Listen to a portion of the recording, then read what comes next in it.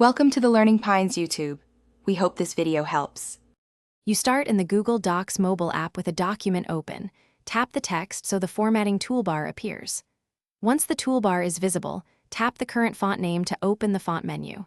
Make sure you look to the top or bottom for an option labeled More Fonts or Add Fonts. This is the gateway to extra families. You're doing this to expand choices beyond the default set, and this step begins the process of selecting and installing additional fonts for your mobile document. Once in the More Fonts dialog, use Search or Filters to find fonts by name, style, or language so you don't scroll forever. Tap a font to select it. You'll see a check mark or highlight indicating it's queued for your collection.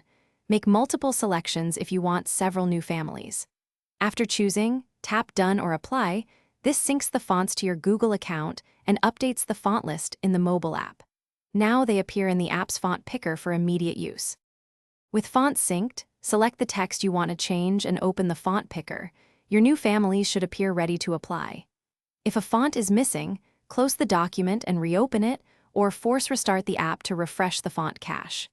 Make sure the Google Docs app is updated, and if problems persist, sign out and sign back into your Google account so cloud-synced fonts re-register. This usually resolves visibility or sync issues and gets your new fonts working on mobile.